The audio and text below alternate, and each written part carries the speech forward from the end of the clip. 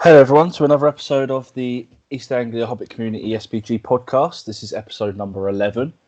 Joined once again by CJ because unfortunately Jack is, as a fireman, this is probably the busiest time of the year and he's hoping it calms down again soon so he can get back on. But once again, thank you, CJ, for stepping in. Hello, mate. Hello. So, obviously, we're trying to keep this somewhat consistent. And we didn't have a topic because Jack last minute said he wasn't available. Not last minute, but gave me a couple of days. But what we did was we wrote a post on I wrote a post on the Facebook page and asked for a topic of discussion and then questions relating to that topic. And fortunately, my doubles partner for the weekend actually came up with a pretty good topic. So we're going to discuss that.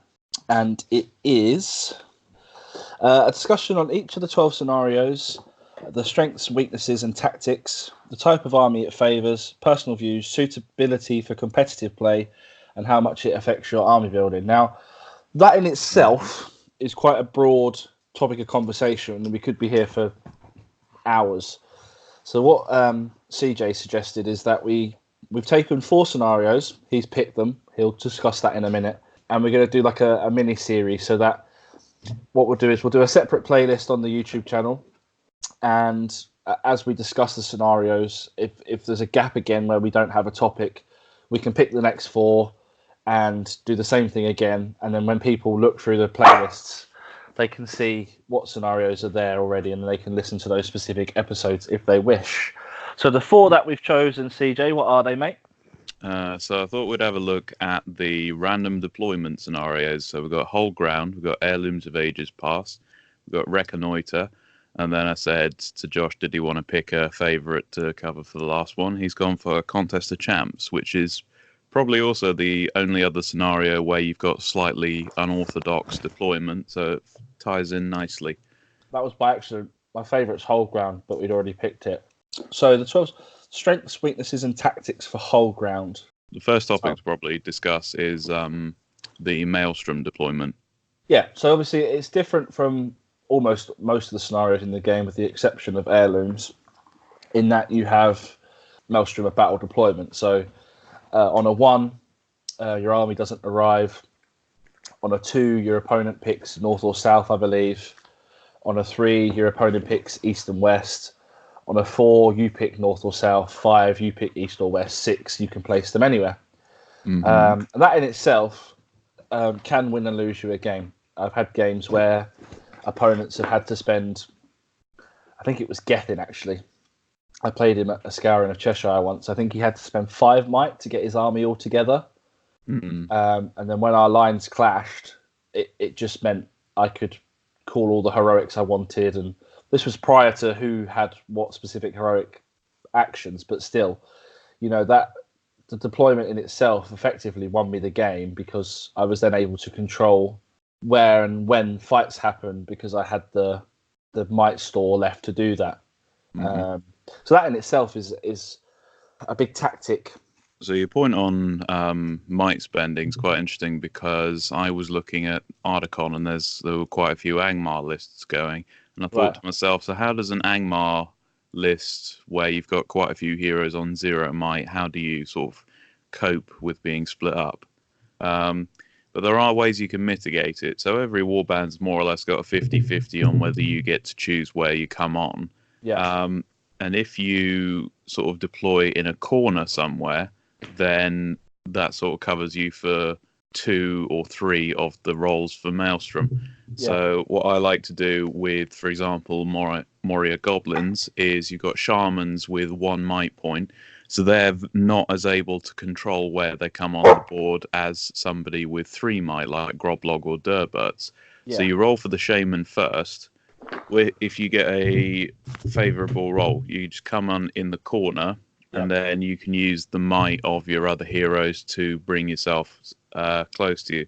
And I tend to favour a north or south, sort of close to the corner, because then if you then roll for east or west on your next roll, you can just bring them on 6 inches away from that corner on the east, and then sort of walk on to meet the ones that come on from north or south. Yeah, you can kind of meet yourself in a nice line.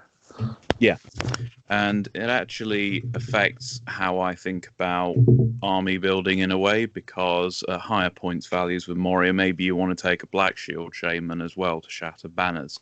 Right. And at that point, you've got 2 war bands that have only got 1 might point, and it does, in the back of your head, you're thinking, if I get Maelstrom and I roll really poorly, then I could wind up with some split up armies. Yep. But I think your worst nightmare when you're rolling for a warband with 1 might point is a 2, because then you either might it down to a 1 and take the 50-50 on the next turn. Yeah. And it has happened to me where I've done that, and then the next turn I've rolled a 2, and my opponent basically said, right, I'm going to send half your army as far away as possible. Yeah. And if you got a 2, you can't might it up to a 4+, where you can choose where you come on. So that is a issue, but there's also a case of how crucial is the might point, because on a Moria Shaman, the normal one, you really want to get that Fury going. So Yeah. I tend to roll for him first, and then the Black Shield Shaman, the might point's not necessarily as valuable. Yeah. So I would then roll for him. And once you've got the low might point warbands out of the way, I tend to then go for the leader, because then if the leader comes on somewhere you don't really want him to be, then you can use the might point on the remaining warbands to come on next to him and support him. There's a question as to whether you go first or second for Maelstrom and what advantages, disadvantages you get there. So my suggestion would be going first is usually more helpful. Because if, for example, you go first and then the first thing you roll is a 2 or a 3, and your opponent gets to choose, then potentially you can just sort of let them do it. Yeah, because there's no threats on the board yet. Mm. On the flip side, if you're in that position and you get to choose, then do the opposite to what I was suggesting a minute ago, where maybe if your opponent's just rolled for a warband that they don't want to get isolated, maybe pick the middle of a board edge for them to come on, because then they're going to be far away from, or unless your opponent rolls exactly north or south, east or west, whichever it is, or rolls a 6 so they can come on wherever they want. Yeah.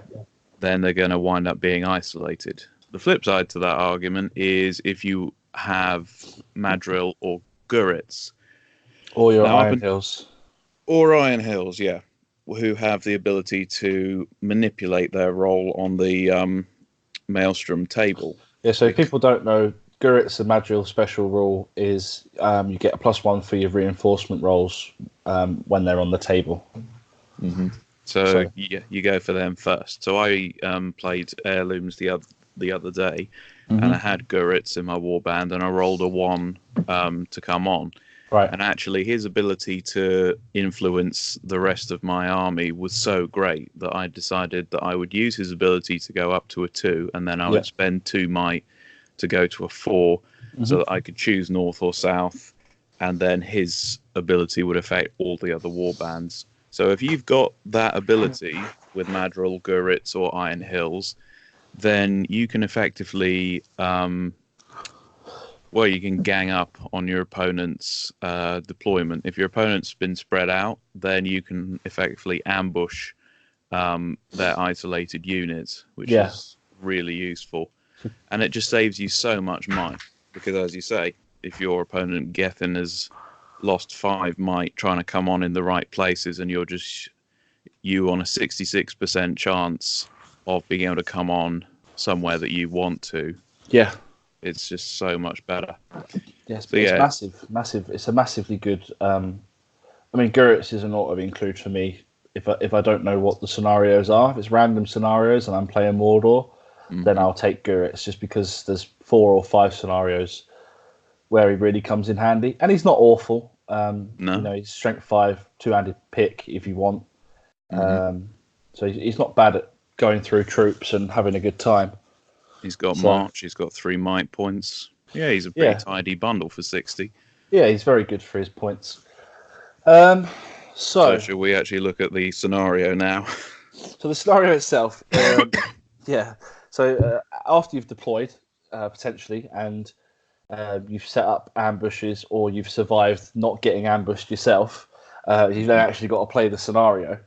I believe there's a centre point in the middle of the table, and it's any models within 6 inches of that centre point score you points. So at the end of the game, you count up, and then however many more models or just having more models gets you victory points. And I believe there's also breaking and general.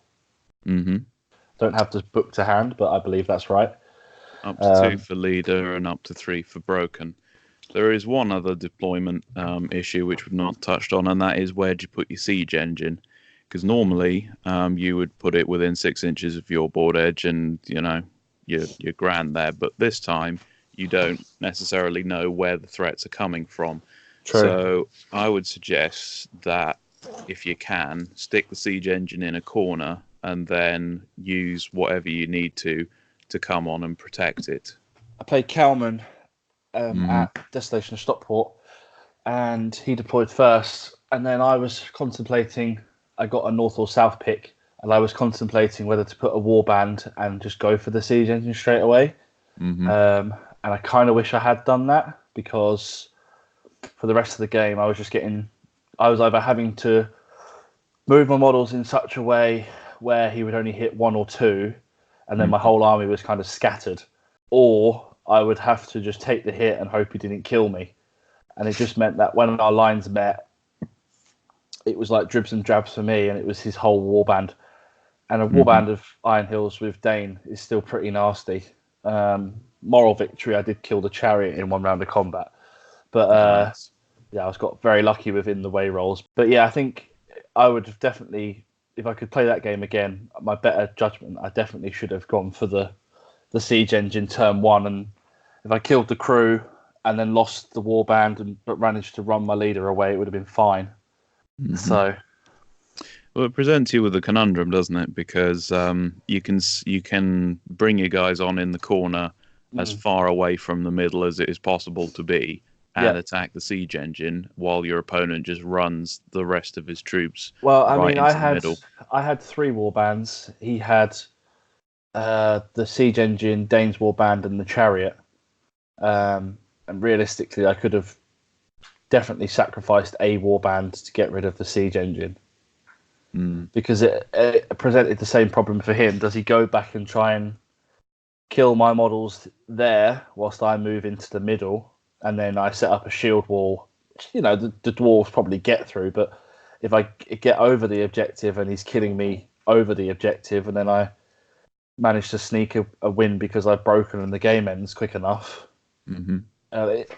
It goes both ways, but I hadn't played against a lot of siege engines, and obviously Kalman's a very, very good player with the Iron Hills. Yeah. So sneaky tactic, by the way. If you've got a siege engine, I'm thinking of Mordor Catapult in particular. If you disable a catapult, then the troops are free to move and go wherever. If you just kill 2 of the crew, so there's not enough left to fire the engine, get a free troll. Then you just leave it, because then the guys still can't move away from it. So in the case of a Mordor catapult, it's not as big an issue because the troll counts as 2 for the purposes of moving the catapult, so it can just sort of drag it behind them. But if you kill 3 out of the 4 Iron Hills Ballista crewmen and then you just leave it, that's potentially a nasty trick. Because I mean, the Iron Hills, what's it called? The army bonus actually compensates for this, because you probably start with quite a low might count anyway, so you're not having to waste might to come on and protect your siege engine in the corner. So actually, I think that's a really nicely written army bonus for them. So hold ground is do you try and rush the middle, or it depends if you've got archery, I suppose. There was one game I played against Legion of the Dead or Return of the King, and I was thinking, if we get that scenario, then I had Harad, so I basically wanted to hang back and thin their lines as much as possible. And this is a bit where you think about the tournament clock as well. Is that 6s by 5s to wound, though? Well, you get poison rerolls, and if your target is Aragorn, then it's 6s. That's true. That's true. So, I mean, you have to get a bit lucky because presumably he'll hide Aragorn right at the back, so you'll have lots of in the ways. But with every Army of the Dead that he's losing, it's a body blow because they're really expensive models. Yeah, that's true. So it depends how long you've got, because the random deployment really eats up the first turn or two. Yeah. Adds a bit of time to the round, really.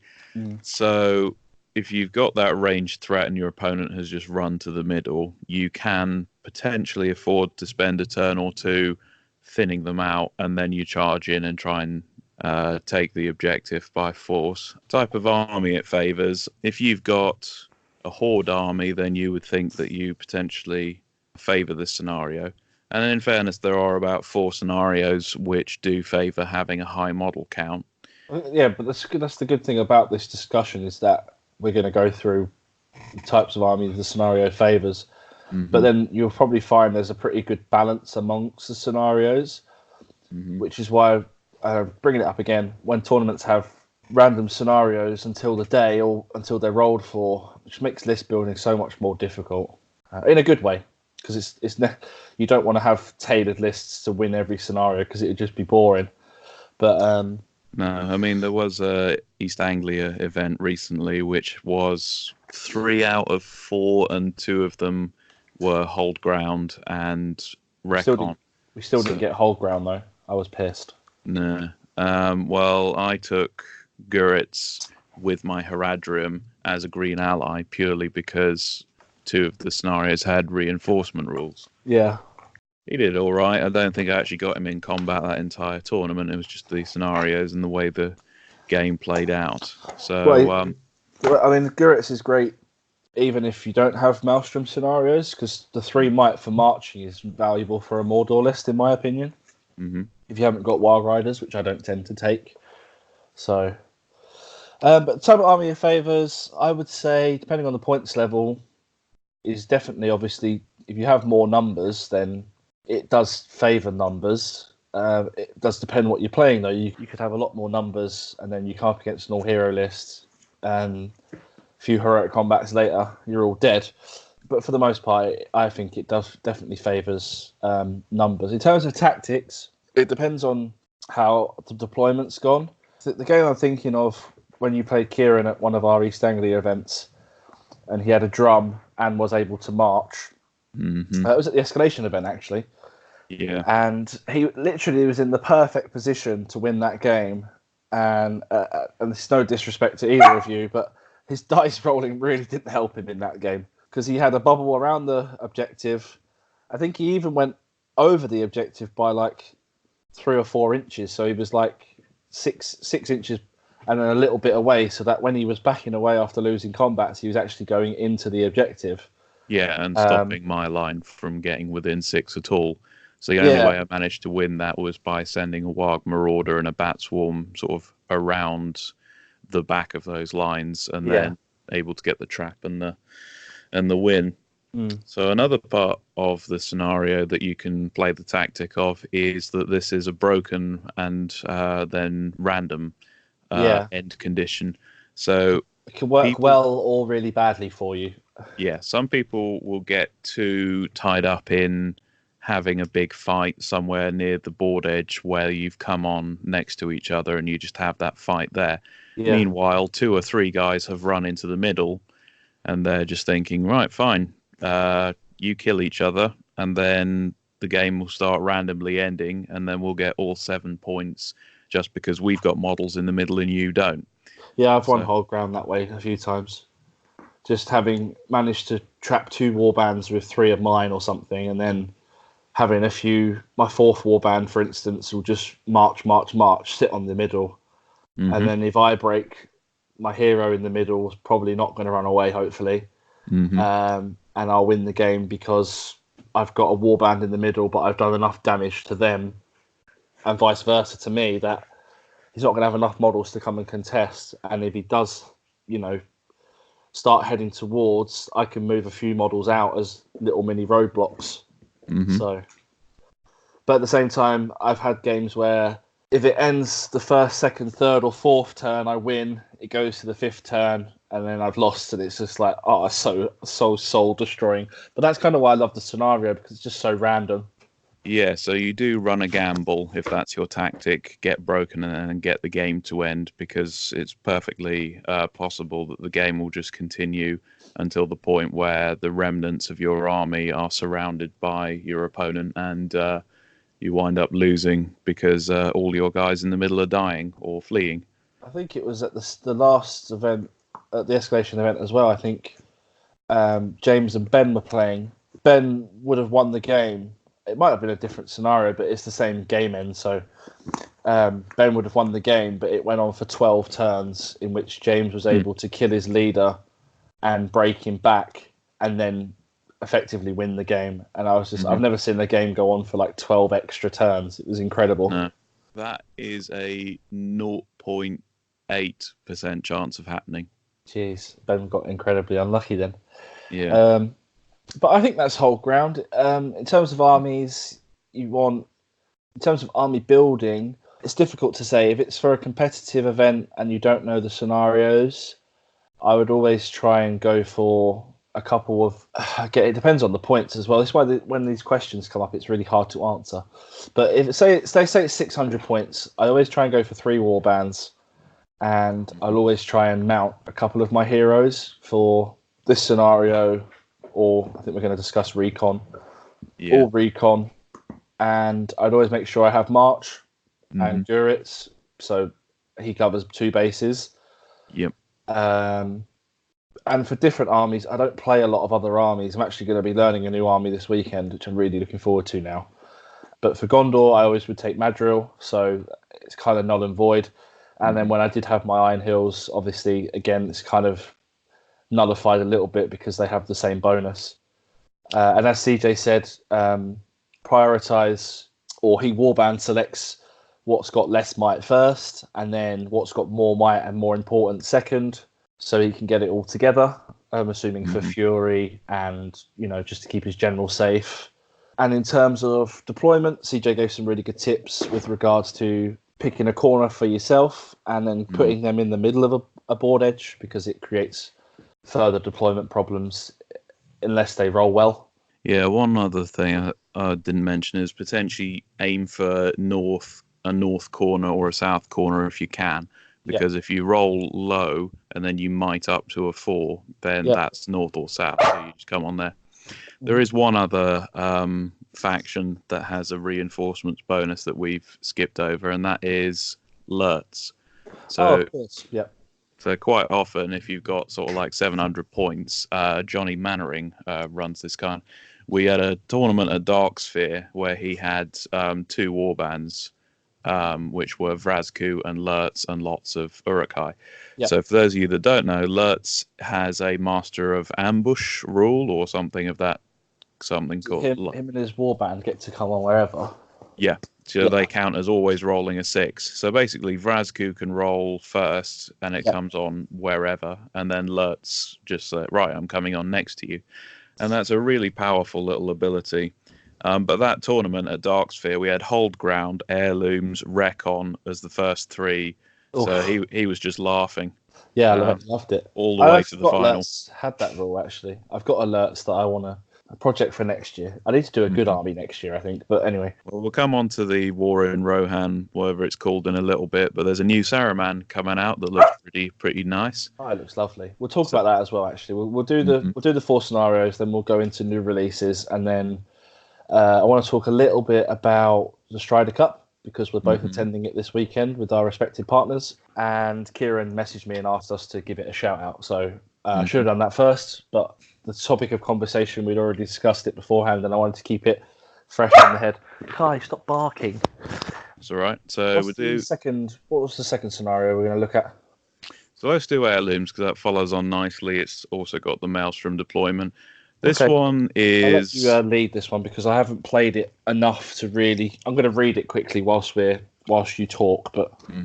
So you've got an initial part before deployment where you're placing objectives around the board, and this sort of advice will go hand in hand with domination, where you also get to place your objectives around the board. It's a little different because you are basically looking to put one in an area that you can sort of guard, and then you potentially want to place the others where it's going to be difficult for your opponent to get to them. So, for example, I played this at Ardacon against an all-mounted Rohan, and my drops went into the middle of 2 forests, and then the third one went on top of a ruin. So you couldn't get horses in there? Yeah, if you get horses into the forest, then they're quarter speed and they've got no charge bonuses, so I can just waddle in there and then line up between the trees and guard it off.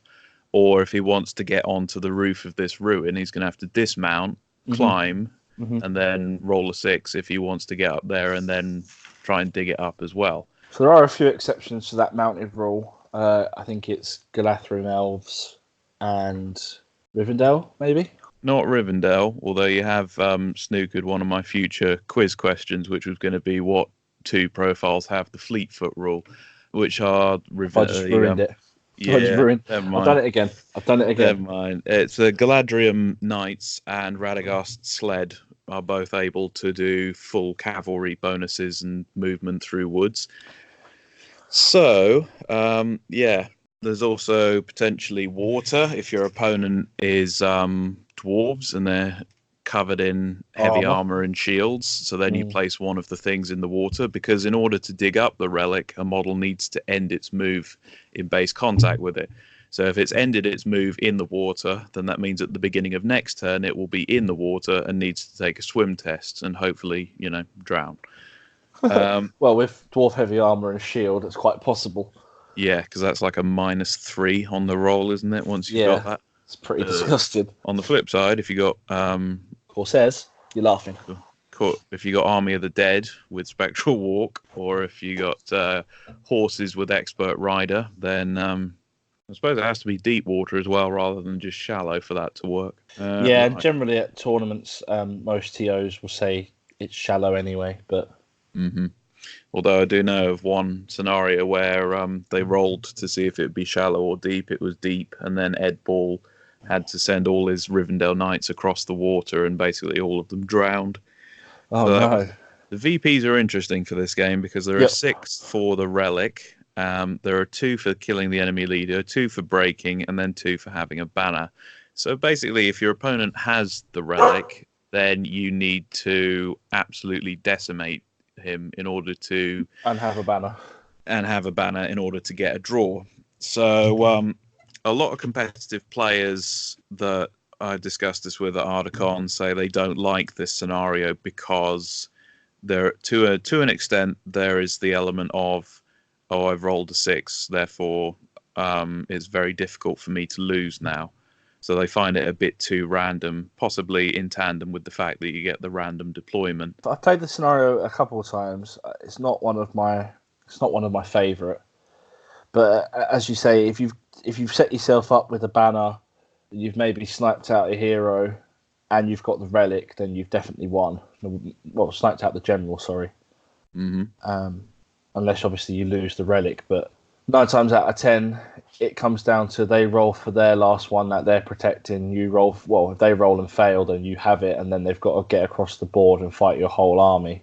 So, and in a tournament setting, there's not always the time to do that because, as we've said, Maelstrom means that the first turn is quite long and drawn out, and then it means if your opponent's... It's not even just the deployment for this one; it's also the placing of the objectives. Yeah. So once the thing's been dug up and they say, okay, the relic's there now, and then you realise that your armies are like half the board away and they're just going to run into a corner and you've got to chase them, then it means by the time you've actually caught up with the army, you don't necessarily have enough time in a tournament round to rip through his army and get to the guy holding the relic. So there are a few things you can do about that. Perhaps you've got something flying, perhaps you've got magic, perhaps you've got some sort of ranged threat. So something that's quite good on the last turn if you've got something like a Wraith or Kardush or a wizard with a ranged damaging spell is if you lose priority on the final turn, then you cast that spell, you kill the relic bearer, and then they drop it, and then because they have already moved, they are not allowed to then move somebody and just pick it up. They don't get points for being nearer to it, though. They get 3 points for being near the relic or having more models within 3 inches of it than you. But obviously that's only 3 points. If you've kept your leader safe, if you've not broken, and if you got a banner, then at that point you might well have won it just by doing that. True.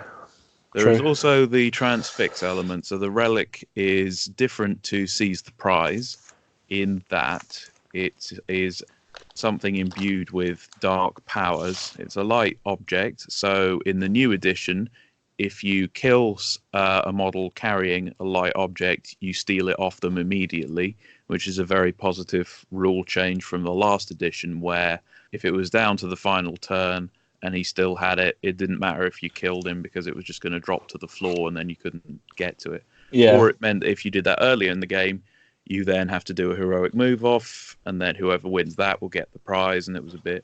So I think it's quite a nice change. But there is also the fact that before priority is rolled on a d6, you roll a 1 and your model is transfixed. Is it channel transfix or is it just normal? Just normal transfix, and they can't use might to modify it. So I had one game against Sam Huddy where I sent my bat swarm because it's still infantry, and it can dig up the relic, because that makes sense. And it it got it, and then I was like, hooray, right, now I can fly the bat 12 inches into the corner and just hide. And then for 3 turns in a row, I rolled a 1, and Bolt on a Wog is now bearing down on this bat swarm, and I'm going crap. So that adds a sort of an additional random fun element into it. Definitely. In terms of the Maelstrom deployment, there's a question as to whether you bring them all on together for this one, or whether you spread out and try and tag as many things as possible. Well, that again, because you place the objective first, that would depend on where the objectives are placed, I guess. Because you want to either cover... When I've played this before, I've covered a few, but my army's been close enough where I could then march up and do a battle line on either of them, or 3 of... Say I've covered 3, for argument's sake, and then I fail on 2, they failed on 1, and then there's 2 left. So then I'll move my army to where I'm protecting my one, or into a halfway point, so that if they roll and fail, my army's in the middle to stop their army coming across the board. Or if I roll and fail, then I've still hopefully got enough time to get, because I'm in the halfway point of the board, I have enough time to get a couple of warbands in to try and do some damage. You've touched on the other reason for losing priority in the final turn, and this is another strategy that a lot of competitive players will take up, is that you come on relatively all together in near a corner, maybe near one of the objectives, particularly if you've put one in a forest or somewhere defensible, like in a ruin or something. And you don't dig it up, you just leave it there, because the rule is that the final marker will automatically become the relic if the first 5, if it's none of them. So what you tend to get is that both armies will walk over one of the objectives and they'll just sit there while they send their mobile units. Like if I've got a bat swarm, then or if you've got eagles, you just send them 12 inches a turn. You can dig that one up. Now I'm going to dig that one up. So the chances of you finding a relic on the 4 that aren't the 2 that your armies are guarding are about 50%. So there's a decent chance that the end game of this scenario is going to be that you've got 2 armies with both guarding 1 objective left each. And then if you win priority on the final turn, you're faced with a really nasty choice where do you roll for this objective that you've got and hope for the 1 in 6 chance? And if you fail, then your opponent's got the relic and hey, they've won. Or do you try and just do lots of fighting in the last turn and try and hope to kill the enemy leader or break them? I mean, I guess this just take a draw. The one thing from this scenario is it probably does promote draws, doesn't it? Yeah. I mean, if neither of you roll for the other four, neither of you have got it, neither of you are going to break, neither of you are going to get a leader kill, I just wouldn't even try. And if they try and roll a 6, then fair play. You know, they've rolled a 6, so you've lost the game because of a dice roll, effectively. But if both of you don't try, then you just get a draw because nothing's happened.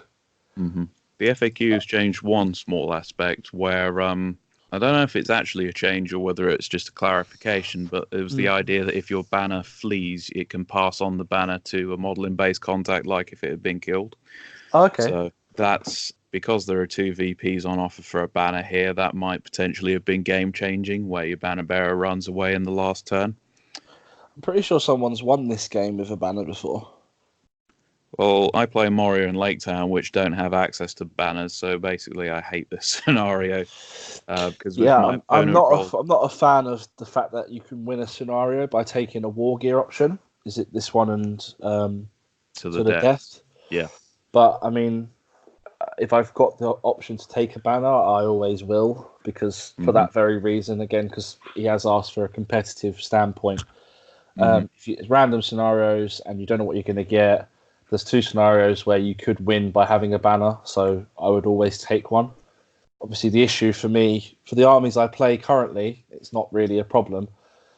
For my current project I'm working on, I'm going to have to convert a Black Numenorian to have a banner, which, luckily for me, Callum's got a really nice Black Numenorian with a banner, so I've got something to take inspiration from in that regard.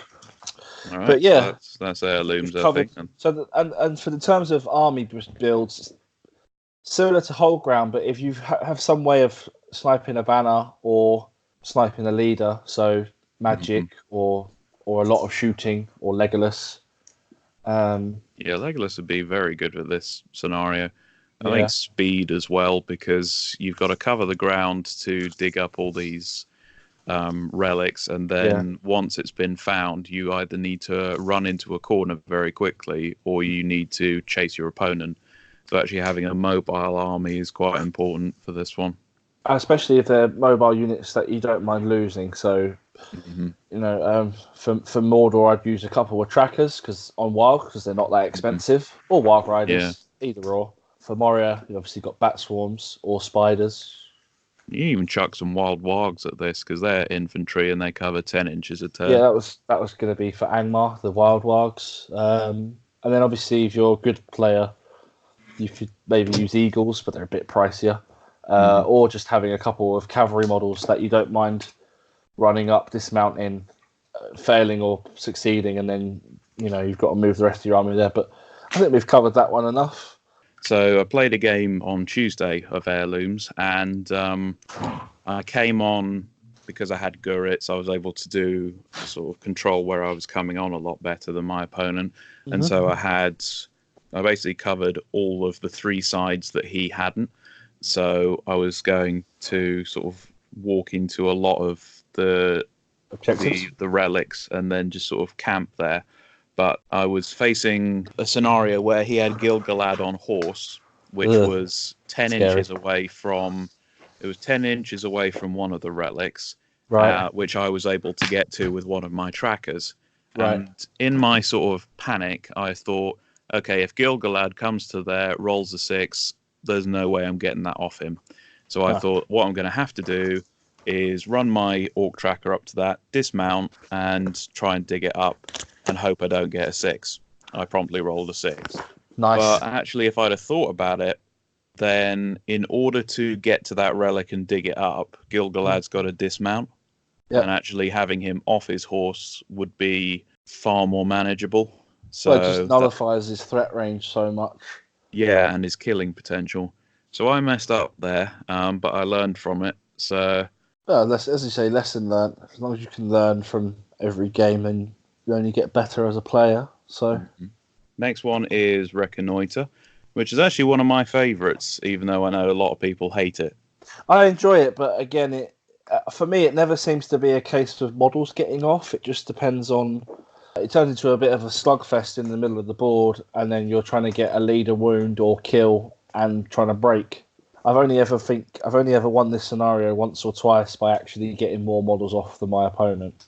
So Yeah, this one's a bit wonky because you've got the reinforcements rule again. So on the first turn, on a 4+, each of your warbands comes on. mm-hmm. On the second and third turn, it's then on a 3+. And then on the fourth turn, they automatically arrive, which is a change from before where... you could be rolling forever. Yeah, which is a nice change, I think. If it isn't it. It is a nice change, but I think it makes the scenario a lot easier. Mm. But my dog has just stolen my shoe, so I will be right back. Rickon. So, not Rickon's one of the Stark children from Game of Thrones, isn't it? Rickon is, yeah. Yeah, Recon. So, if you've got no mobility units, then this can end up being a slogfest. So I played Lake Town against Corsairs, Callum's Corsairs at a tournament recently. Yeah. And neither of us have any cavalry to speak of or any flying models. So it literally was just a low scoring slogfest in the middle. And quite squishy armies in that regard as well, then, really. Yeah. Potentially, anyway. So what I end up being forced to do, because Recon is basically about the worst scenario for Lake Town possible, because it works in a bubble, and if you're forced to split up to stop your opponent running off, then suddenly you lose the reroll, you lose the fight value, etc., etc. What I usually end up having to do is either, because a good tip for this one is you run your general off, because then your opponent can't get any VPs for killing him. That's why I always give mine a mount if possible. Yeah, but if you run Bard off, then the rest of your army is going to die really quickly. So sometimes I just run Gandalf off, because you have combat for a turn or two, you use his magic to neutralize some of their threats, or maybe even command some of their guys that are trying to escape backwards. Or one time I had guys trying to send mounted models off around the corner, so I just got Gandalf to play snooker with them and dismount them all. And then Gandalf, basically you blow all his will fairly early on, and then he's a 10-inch move model, so you're going to get off the board in 2 or 3 turns. You sort of gauge how long a round is going to be, and then work it out against the tournament clock when you need to get him to start running away. I played a game against Kieran Hatton quite recently where I was playing Lake Town against his Mordor, and I managed to Sorcerous Blast his Witch King off his Felt Beast. Nice. So then he had only sort of 2 Warg Riders that I blockaded with Bilbo and a few guys. But then I decided, right, I'm going to use Bard's Heroic Combat and get him and Gandalf to leg it off the table, and then I'm just going to die. And that's quite a common tactic with Moria as well. Warg Marauders have a nice little trick where you run them up to the edge, you dismount, and then you've got 3 models plus potentially a Warg if it passes its courage test, and then basically you get 4 or 3 models off for the price of 1. Yeah. And then you just let the goblins die, and then the game ends at 25%. And especially if you're spread out, and then once you're broken, it's a very slippery slope to the game ending, because then you just roll, I'm not going to take a courage test for my hero, I'm going to do all the warriors first. Oh, look, they're gone. Kieran, to his credit, sort of noticed the strategy, and he had shields on virtually all his Morannons. So he just shielded. He just shielded to stop me dying. And then hid the models that didn't have shield, like Gurrits or the Witch King or so on. So if you notice your opponent deliberately trying to die to get the game to end, then you can keep it going for a while by shielding and preventing him from dying. Yeah, there's definitely a bit of gamesmanship in winning a game in that manner, but I don't hate it. I think it's brilliant. Got my 4 models off, now kill me and I win. Yeah, because it puts all the pressure on your opponent. So you can just chuck one guy in against their best hero, or you take your spear supports away and just let them all die, and then chuck your spear supports in and let them all die. It's great. Well, the So annoying thing is I was winning priority, so I was getting to roll for courage tests before he engaged me. yeah, And then even with his Witch King around, so I was at -1, so I was courage 2. Yep. All my guys were passing all their courage tests. I'm trying to lose here. I'm trying to get them to flee, but no, all the courageous Lake Town guys when I really needed them to disappear. Never mind. What courage are they? So they're 3 base, so they're down to 2 with the Witch King around. So it's about a 42% chance of passing, and yet they all were. So I mean, it does happen like that. Where sometimes with as a predominant Mordor player, you're like, oh, I need an 8 or a 9. If you're playing another army with Harbinger, you're like, oh, I've got 10. Oh, yeah. I've got 11. Sometimes it does happen. Obviously, it's dice.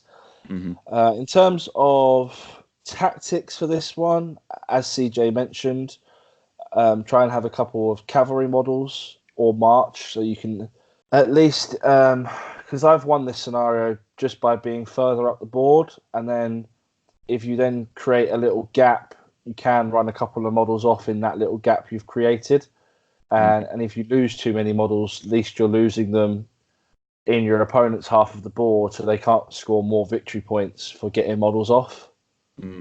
Because you're going to be in there, they're not going to have enough time, basically. But I suppose the other thing to look out for, if you're going for the 25% strategy, the models you run off don't count. So Yes. they count as still being alive in terms of 25%. So don't throw too many. Don't throw too many off the board and go, oh, it's fine, he'll kill that, and then 25%ed, because you could be wrong on the math, and then he's free to just walk his whole army off the board because you made a mathematical error. Yep. I played in the old edition against James Richardson, I believe. And yeah, it was the 2 lines of scrimmage came towards each other, and then we both kind of dummied left, dummied right, and then ran past each other. And so I won by 28 models to 26. It was a really stupid game. Brilliant. So Gerritz and Madrill again come into this really well, because A, they get your guys on the board faster, and B, they can march. So you can be right up in their face and close to being able to sneak models off when the lines clash. The other armies that do well at that are cavalry, because basically they come on, and within 4 turns they're on your board edge. They're ready to escape. So if you're playing Recon against cavalry armies, best thing to do is look for choke points on the battlefield. So I think a great example of that is your game against James at Escalation again, wasn't it? Yeah, I was going to refer back to that. You had 2 on the edge of both sides of the board. You had some sort of impassable terrain, but it required climbing tests. And then in the middle of the board, you had a big rock feature, which again would require dismounting and climbing over. Yeah. So what CJ did very well is he actually managed to put all of he split his army up and covered both points, and then was able to use his bat swarms and his marauders to actually get models off the board. Anybody off the board, because he chased me down. There's no goblin heroes with access to a mount, or there's no captain of the bat swarms or anything. So if they send somebody with might after your escapees, there's not a lot you can do, because even if you win priority, they call a heroic move and they mug them. So yeah, it was just a case of, I'm going to block off their ability to get past me, and then I'm just going to try and kill the general and break them, and then the game will end that way. Yeah. So yeah, when it comes to rolling for board edge, in some scenarios it really doesn't, and in some table layouts, just the way the scenery goes, maybe it doesn't matter so much which board edge. And I know a lot of people, especially if it's not near the top tables, especially if it's just friendly, they'll just go, "You happy where we are? We don't have to move? Great, we'll do that." But this is one scenario where I really would advise you look to see if there's bits where you can set up a defensive line and stop your opponent breaking through. That's a very good point. It's also one of the scenarios where if you have a lot of shooting, potentially you can afford a few turns of trying to kill as much as you can and then moving forward. But don't take that to extremes, because I played against Jack Brennan at that was the event with the 700 points with the 4 scenarios that were predetermined, and we were playing Reconnoiter, and I had a Harad gun line and he had Rivendell with Radagast. Surprisingly, not that many bows, but I've got poison arrows and the Betrayer, so I've got a kind of shooting advantage there. He didn't have Kurdan. So I actually was creeping up 3 inches a turn and shooting. And because I took too much time trying to score, trying to break him through shooting, I was actually... The clock ran out on the round with me about to get 3 guys off. But because I'd spent so much time going up slowly and trying to shoot him, I hadn't left myself enough time to actually get those points. So in the end, it came down to the fact that I got a cheeky wound on Glorfindel from an orc tracker shooting him. Oh, nice. So it was literally like a 1-0 win.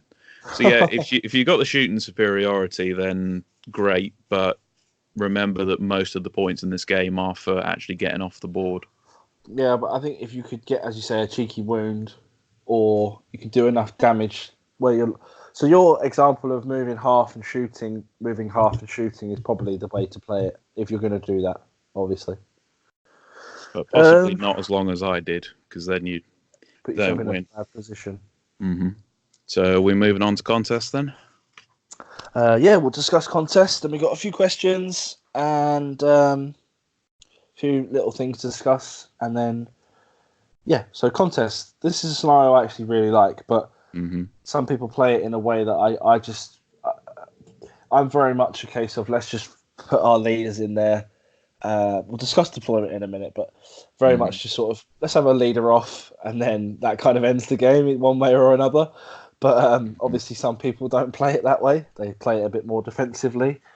I think for me, it would depend on if it's at a tournament, where we are in the tournament. Actually, the problem I have with this scenario, just to discuss it quickly, is if you do deploy and you can get to their leader first turn, it potentially finishes the game off first turn. Yeah, and I had that against Jay Clare just at Ardacon. I managed to somehow make it to the top table for round 3, and he had Lake Town as well as I did, but he had Bilbo instead of a captain, which I had. The initial turn, I win the roll-off. I Sorceress Blast him off his horse, and then he... I think I spoke about this last week. He Sorceress Blasted my guy off my horse as well, and then because he had Bilbo, he was able to charge in and kill, and Bard's dead by turn 1. So that was my mistake, and again, learn from it. But I sort of turned to him and said, so I can't get any points for killing stuff, so is this just a 12-0 win to you? And he said, no, I've got to break you, and there are 3 points on offer for if your leader kills the enemy leader, which is different to how it normally is, where it's if you just kill the enemy leader.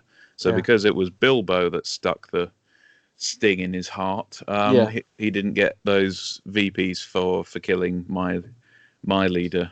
Right. So was it just, or did it end up just a 3, or did he?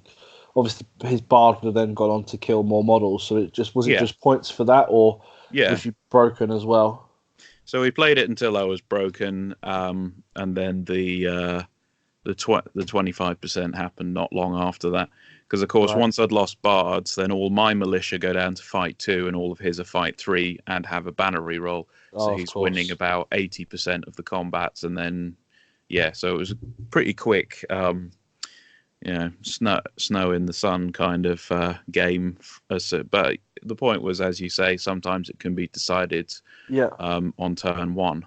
Well, the last time I played this was at Desolation in Stockport, and I was playing against Uruk-hai player, and he had Lurtz as his general, and I had Gothmog, and he deployed first and didn't give me a spot to get to Lurch in the initial combat, but I was able to call a heroic combat with Gothmog and a heroic combat with Guritz, where the lines had met already. Guritz killed his model, tagged Lurtz, Gothmog killed his 2 models, got into Lurtz. He hadn't called a strike. Where I'd called a heroics, I was expecting him to strike, and then I would potentially just go into other models with Gothmog and just get more points that way. Good tactic. But where he didn't call the strike, I was like, you know what? I'll take the gamble. Obviously, Guritz 2 attacks, Gothmog 4 on the charge. Guritz went 2-handed. He didn't need to, but he did. And he's already strength 5, so knocked him down. Gothmog killed him. By that point, I'd killed 3 models, and I'd killed the leader with my leader. So the game was over. We played it out until I broke him, and then obviously I won 12-0. But the only issue is if you're playing this competitively and you're a newer player, try not to give your opponent. I mean, it depends what you want to achieve out of a tournament, I guess. If you're just going to have a good time, then play it how you want. But Tom has asked how to play scenarios some sort of tactical way. Obviously, if you're going to because you could deploy your leader's warband next to your leader, so you can potentially, if you move first, you can move those guys in front of him, and then he'll be behind a row of 2 potentially. So yeah, it's you got to deploy your leader within 3 of the center. So this is bad news for shooting armies or potentially siege engines, but it gives you the option because it doesn't say wholly within. Because for some generals that would obviously be impossible if you had the dragon as your leader or something. It's not going to fit in there. But what that gives you the flexibility to do is have your leader 3 inches to the edge of his base, and then you just deploy his warband in front of him to screen off your opponent being able to do that immediately. And then obviously if you are going to deploy in that way, make sure if they then heroic combat, they can't get to your leader, because eventually you lose turn 1 potentially. So this used to be basically my worst nightmare as a Moria player, because Durbertz is your leader and he's a 2-attack guy on foot with fight 4. He's not really a killer, but I did play against James Wilson at War in Reading last year versus and he had the fellowship. So I thought, okay, so I'm going to find it very difficult to get kill points for Durbertz because all of his guys are, strong heroes. But I actually found what I was able to do was send Groblog into his leader Aragorn and just heroic defense for 3 turns. Right. And then Aragorn wasn't getting any kills. Right. Meanwhile, my army mugged and killed the rest of the Fellowship. Nice. And then all that's left is Aragorn doing a last stand, and so I send Durbertz in to heroic strike. I send a bat swarm in so he can't get above fight 5, and then Durbertz shanks Aragorn. So it was a difficult scenario to win given the matchup, but it wasn't impossible. There's also a nice rule here for the scenario, which I believe is also shared with Lords of Battle, where every time a leader kills a hero or a multi-wound model, they immediately regain a point of might earlier spent in the battle. And I'll be honest, I still forget this quite often. Yeah, I mean, it's really good as well if you've got a hero with blood and guts. Is that the rule? Yeah. Or is it Blood and Glory? Blood and Glory, sorry, yeah. Because potentially, if you've got someone like Shagrat and he runs in and knocks someone down, kills him, it's like, 2 might points back, thank you very much. When I do Lake Town, you've got Bard with 3 heroic combats, which is lovely. So in one sense, but then at the same time, you've probably got Alfred and his girls and Hilda. So you've got 4 very squishy targets for your opponent to just mine might points back out of. Yeah, true. But Bard's a bit of a beast in that list. So I played against Johnny Mannering in that tournament I was discussing at Dark Sphere, where he'd had the 3 reinforcement scenarios, and then so it's me against him in the final, and we rolled Contest of Champions. So I've got Bard with the 3 heroic combats on horse, and he's just got Lurtz. So I said to him, look, I fully appreciate the scenario is pretty heavily weighted in my favour. But he came up with quite a nice tactic to stick Vrazku and his crossbows on a rocky crop, basically to try and shoot the girls and send Bard scooting off sideways. Managed to get around that by charging the base of the rocky outcrop, so then it counts as fighting him up an incline, and then just get the girls to lie down so that they're hiding. So that's all my points for that scenario. In terms of builds for this scenario, you want a decent hero as your leader. Yeah. And you kind of want some way to nullify their leader, whether that's magic or a bat swarm or shooting. Because if they kill your leader turn 1, you're uphill struggle, but you can technically still get a draw, I think. Well, if his leader kills your leader before your leader's managed to kill anything, then that's game. But if your opponent scores 5 VPs for getting double the kill tally, then you break him and you kill his leader with your leader, then you could get a 5-all draw. So just be careful where you place your leader in the middle, potentially. I like to play it where we just fight each other, but tactically it probably makes sense to go after troops and actually let it be a bit of a kill-off, maybe. It's also one where using Gandalf's Sorcerer's Blast is great, because if your opponent does do that trick of deploying his leader behind the warband, then you just go, okay, I'm going to Sorcerer's Blast a spearman back into your leader and unhorse him or have him stuck on the ground, and he can't move for this turn. So that's a good way to get a sort of turn 1 advantage if you've got access to magic that can unhorse them. Yeah, no, definitely. We've covered 4 of the scenarios. It's part 1 of the scenario coverage. We're going to come back to the other 8 in future episodes and have a mini series of the podcasts within the podcasts. So they're going to be normal podcasts, but I'll make a separate playlist. They'll be in both. They'll be in the normal playlist podcast, but I'll also put them in the separate playlist so that if people want to listen to me and CJ discuss these scenarios again at a later stage, they're a little bit easier to find. Yes, so we're going to go on to the questions now. So Thomas Smith has asked, what factions should you fill out warbands, and what factions should you go all hero, excluding the obvious all hero lists?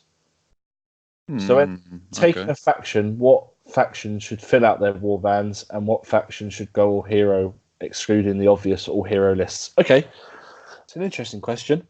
Depends what the faction is, depends if you know the scenarios involved, depends what heroes you absolutely need in your army. So if you got like Return of the King, then you need to have Aragorn and the King of the Dead, and then potentially at 500 points you just fill in as many Army of the Dead left as you can.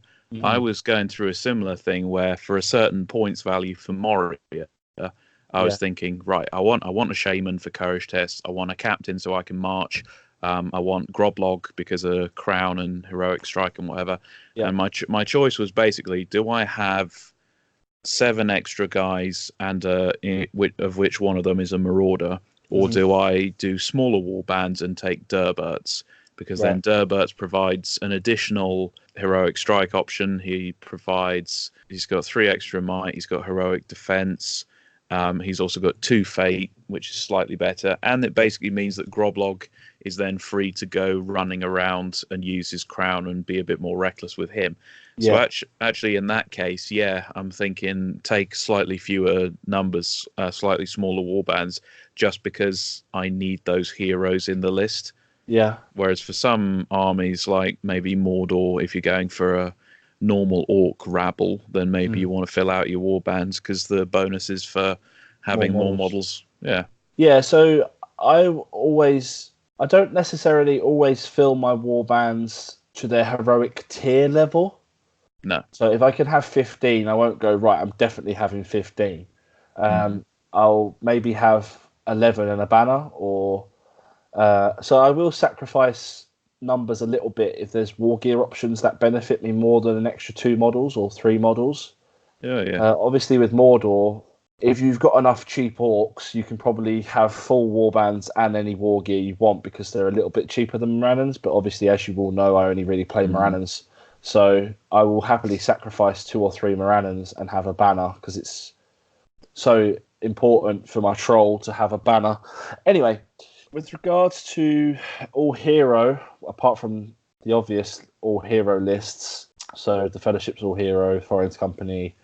You should get Sam on some point to talk about playing all hero because he's extremely good with the Champions of Erebor list. Champions of Erebor. You've got the Rangers, Grey Company, I guess. I don't know if there are any other. I mean, it depends on the points again. Like if you're going low points and you take Gil-galad mounted with spear and then Elrond or Elendil, and then you maybe get a captain to fill out the other 100 points or whatever you've got left. That's potentially horrible, but it's not necessarily competitive. Obviously, because the ally matrix is a thing now, you can't just rabble good heroes together and go, yeah, all hero. So you have to consider keeping your army bonus if it's important, or at least being convenient allies. Is it the yellow tier? I forget what it's called. Because obviously, if the army bonuses aren't important, you don't want to have impossible allies because of the new negatives to doing that. So I guess fill out your warbands or all hero. It depends on if you know the scenarios, what points you're playing. Perhaps, Tom, if you want to just limit it, give us a little bit more of a specific question to that question, and then we can go like that. Sam has put for the finale. I think 500 to 600 points and 4 games sound decent. And he said, what would you say is your favourite army in the game from an aesthetics point of view, disregarding playability, competitiveness, and best heroes? And there's a few comments about Kate Blanchett and Kate Beckinsale. Well, you did say which do you like from an aesthetic point of view, so... Very true. Let's assume he means models rather than actresses who play those characters in the films. Yeah, fair enough. I'd chip in Dale because actually they're really nice models, but they're just not very competitive at all. Yeah. For me, I've always... Does he say... Oh, he just says in the game. He does say in the game.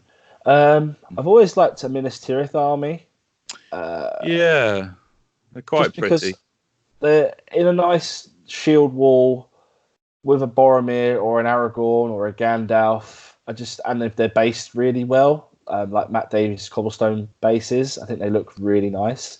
Iron Hills, I'm not going to slag them off this week.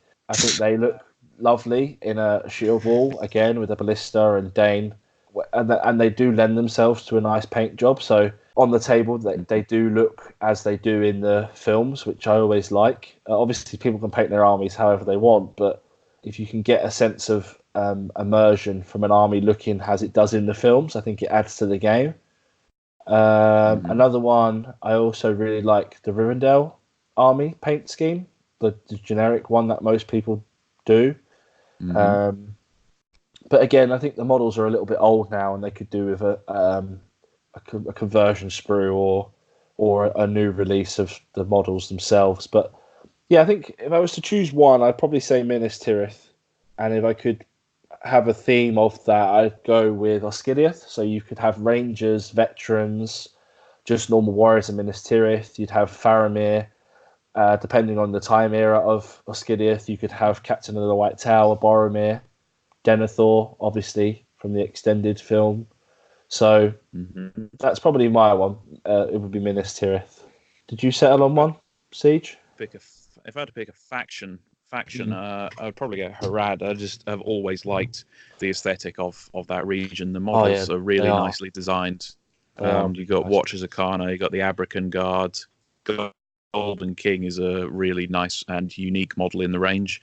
Yeah. And even you go to Mumax, you're just, okay, they're just a big, massive grey, but you can do the sigils on their arms or their face or the war paint. Yeah. And if you try and paint like the Mumak war leader or the old tribes master Mahud, whatever it's called, it's just so much detail. Yeah, definitely.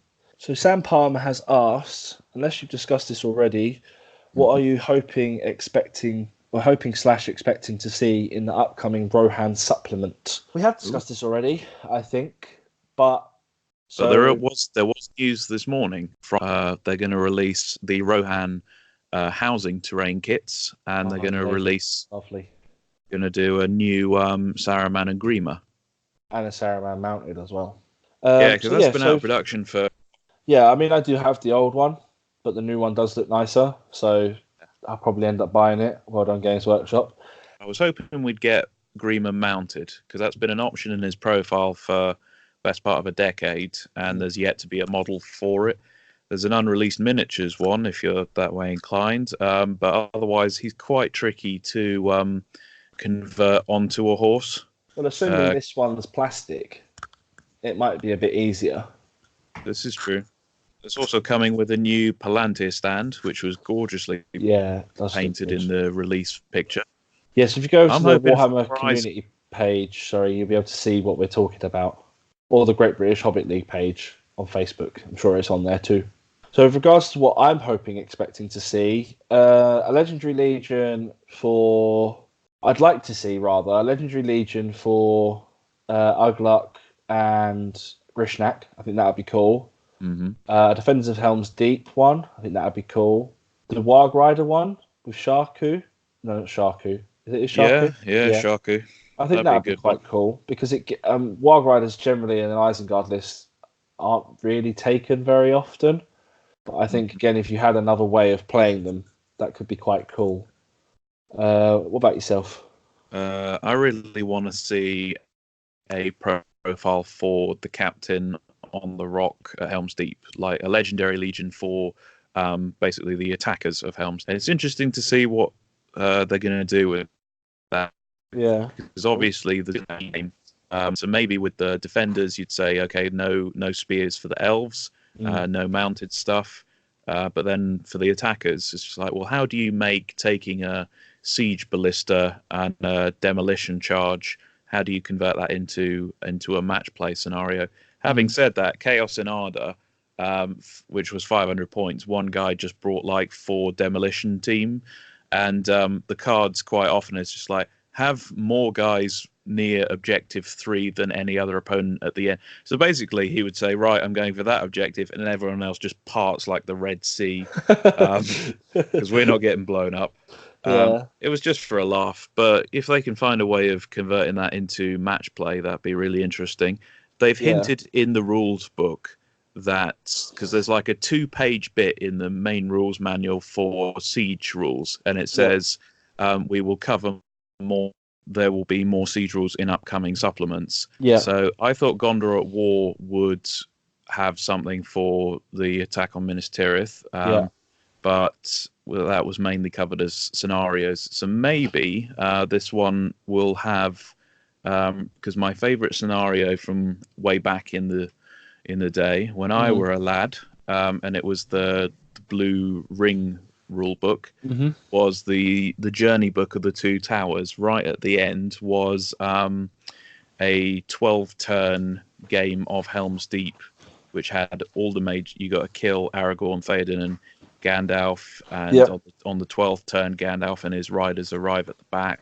Nice. That was my favourite scenario. So just an updated Helm's Deep would be, yes, please. Yeah, that would be awesome. Sam has then asked, Sam Huddy this is, do you think CJ or Dan will claim the crown in the finale, or will we see a last-minute upset? Now, I was going to reply to this initially, but I thought it's an easy question to answer actually on the pod. I think anyone who gets into the top 12 of how our league system work obviously has a chance to win the event, because we don't know. If you're in the top 12, you've done well enough to be there. So potentially, if there's a seeding system in place, doesn't mean that the person top going into the finale will win. It just means they've done better in their VP scoring throughout the league games they've played this year. Arguably, someone could have the perfect list to counter what they're playing at the time. And then, CJ, Dan, myself, Ben, whoever's in the top 12, I can't remember everyone in the top 12. I haven't looked at the list for a long time. But, if you lose the first game of a 4-game event, it's going to be a little bit difficult to then it's essentially going to have to be you win all four. Yeah. And if it's the best of the league, which essentially it is because it's the best 12 players who've qualified to be there, there's going to be no easy games no matter who you play. So do I have a favourite? Honestly, no. It's too random at the moment. Until we have a rules pack for it, I can't say I think CJ's going to win or I think Dan's going to win. Do I think they could win? Yeah, of course. They've won events before. Dan's podium at events before. So I definitely think either of them could win. Do I have a favourite at the moment? No, it's too random. So I'm assuming that being the modest guy you are, you're going to agree with me. No, it's going to be me. Definitely me. Definitely so, 100%. No, yeah, I just think the quality of the opposition in the top 12 is way too good. And it can all come down to an unfavourable scenario, an unfavourable matchup. And, hey, anyone can lose. I think anybody could beat anybody within the top 12. So maybe it will all come down to luck of the dice. Maybe you'll get heirlooms and you roll a 6 and you're just like, oh, you win. Yeah, exactly.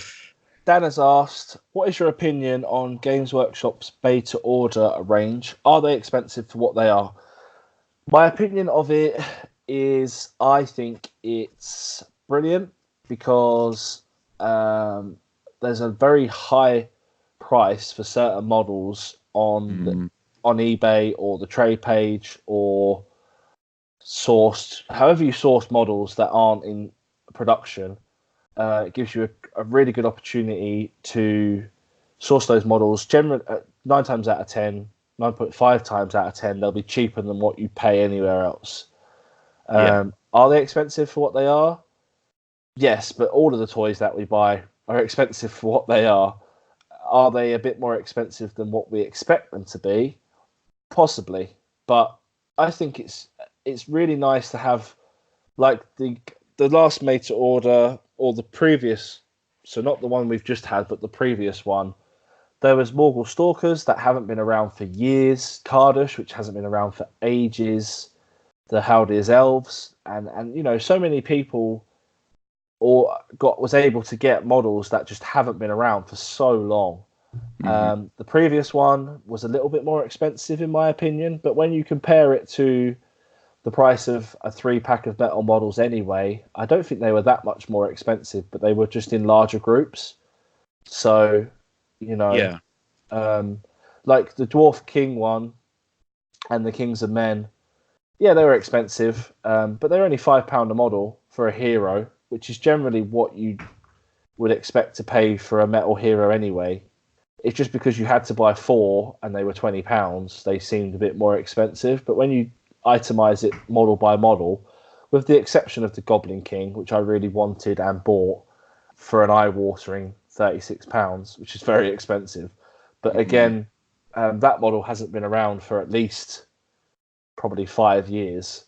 I've got the OOP Captain, which, it'd be nice to have the OOP Goblin King, just so that when I do play my Goblin Town list again, I'll have, I won't just have the generic Goblin King that everyone has. But then I guess people could have this one now as well if they've ordered it as well. But it's just nice to have, in my opinion, it's just nice to have the opportunity to buy older models.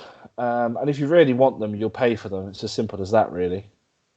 Yeah, there also seems to be a small difference between models that are just being recycled because they need a profile for, they said about giving you the availability of a model for every profile. There's a difference between that, like Kardash and Círdan, and where they've released models which are sort of just for the collectors. Like they did Haldir's Elves last time, and they were a bit more expensive than something comparable that's already out in the range that you can buy on the website. And this made to order that's just happened is virtually all collectors models. It's metal orcs, it's metal goblins, it's metal kings and men. It's an alternative pack. Goblin King. Yeah. So none of these are kind of unique essentials for an army. When my Goblin King arrives, I've got every single model for the Goblin Town range. Nice. Which is here nor there, but I can say it if I want to. So Dan then asks, with Rohan at war and Gondor at war changing how armies can be fielded, are there any armies you think could do with a varied list bonus? Now, you already did answer this with the Legendary Legion for Goblins and a Cave Troll in Moria. Which yeah, I thought that'd be a laugh. No named heroes, just goblin captains and a cave troll. Just the load that attack the Fellowship in Balin's Tomb. Yeah, that'd be pretty cool. For me, outside what I play, love to see a Legendary Legion. I kind of just said it earlier with the Rohan at war stuff. So Grishnak and Ugluk. I'd love to see a scout one with Lurtz. I think that would be pretty cool. Yeah, I agree with that. It's Lurtz, Mahur, Ugluk. I know Mahur's. I don't think Mahur's an actual thing, but we have a model for it, so it'd be quite cool. Yeah, he's the one that says we've not had anything but maggoty bread. Oh, is he? Yeah, well, there you go. That'd be cool. And then I think that's it for now. For me, I'm already quite spoilt for choice with Mordor. I've got the Black Gate. I've got Gothmog. So yeah. So we have. We got to do your question, Siege, as well. Oh yeah. Okay, let me bring up my. Write Down Gaming has put top episode guides. So thank you very much, mate. Appreciate that. Totes McAwesome, which I believe is Jason, has put fair play that you disagree with my point regarding large points games. As your follow-up question, can you expand as to why you disagree and what your thoughts are on large points games? I think his point originally was you either face a horde army or you face a lot of big choppy heroes. And I don't know why I disagree because I can't remember his question exactly. I think you don't necessarily face a horde army, but you will face a larger army. Big choppy heroes are prevalent in most armies now anyway, because of how good heroes are now. And I don't necessarily think you have to have a large points game to get big choppy heroes, because there's a lot of cheaper heroes, not cheaper, but mid-pointed cost heroes that are still very good at any points level. So Theoden, Suladan, Shagrat, just to name three. And you can have them in at 300 points. You could have them in at 800 points and they'll still be very good. You also don't necessarily go completely horde, because on a 4x4 board, once you've got to about 50 models, you don't really need much more than that, because otherwise you just wind up with stuff standing around not doing anything. Indeed. So once you hit about 50, that's when I start going, right, I'm going to swap that goblin for a marauder, I'm going to swap that goblin for a bat swarm, and then you just get out all the big toys. Yeah. So it's a more interesting battle, potentially, at larger points values. It gives you a chance to take things where you sometimes go, it's a bit pricey. Like a Mordor Troll, for instance. Like if I had a 600 point list that was perfect for what I wanted, and I wanted to scale it up to 700 points, it's a great opportunity for me to go, do you know what? I've got a space in that warband. I'll chuck a troll in. It gives me a fight 7, strength 7, beat stick, and then I can just run it in and wreck shop. Yep. So to CJ's question last week, how many hero models have an option to have a banner in their war gear? Is that correct? Something like that? Or come with one. Actually, as far as I remember, the top answer, the top comment on the YouTube video actually got all 6 of them immediately. So maybe one of them was a gimme from me, so I do apologise. But we had 2 people answer the question. So we had 2 people who actually answered the question on the video. So we had Thomas Maynard, who had Boromir, Suladan, the Golden King, Halbrad, Dwarf Heralds, and Gamling. And then we had another comment from Skartan, which was Gamling, Suladan, Golden King, Boromir, Halbrad. And this one took me ages to think of. I think he's taking the mick. King's Champions Heralds, because I was blurted it out and CJ had to reword his question. I'm assuming they're both right. Both 100% correct. The Golden King is sometimes overlooked because he just has that tiny little golf flag on the top of it. So if you got all 6 of those, well done to you at home. The question for this week is, which profiles are capable of restoring fate points? Oh, interesting. Okay. I don't know any, to be honest. I got 5 from last week. I did overlook the Golden King. Yeah, interesting. Good question. Very good question. So again, guys, that's all the questions, and we've discussed the 4 scenarios we were willing to discuss. We've discussed Strider Cup, which will be this weekend. So we will try and get a review up either next. Well, we'll try and get it next week so it's fresh. But obviously, if it's just me and Siege, we'll try and get everyone on the pod. But it obviously won't be necessarily viable because of time frames when people are working and whatnot. But me and CJ on a Thursday seem to line up quite well. So I'll do the YouTube bit again because it worked last week. Big thank you again to everyone who subscribed last episode. We actually gained 8 more subscribers in a week, so that was really good. Comment, like, share, subscribe. Leave an answer to CJ's question, which again was, which models have the ability to restore fate points? Yep. Leave a comment on the episode regarding the scenarios we discussed. If you want us to go into those scenarios any further, obviously leave a question relating to that. If you have a topic you want us to discuss in a future podcast, leave that in the comments as well. Like or dislike the video. Don't dislike it, though. It upsets me. Like the video because it helps the algorithm and more people are finding the episodes now because of the comments and the likes. So it is working, because in the last 3 weeks we've gained 23 subscribers. So that's pretty cool. Share it if you know people that like to listen to podcasts while they're painting. You know, we've got a playlist now of, this will be episode 11, so they've got a good amount of content to work through whilst they're painting for a few days, I'd imagine. And yeah, thank you to CJ again for coming on and being our guest host. Probably will be here next week because we're going to do a tournament review. If you'd like to see a hobby vlog, I could do it, but leave me some comments saying yes, please, Josh, and I'll think about it. But we'll see. It depends how much love you show me. So thank you everyone for listening, and we'll see you next week. Take care.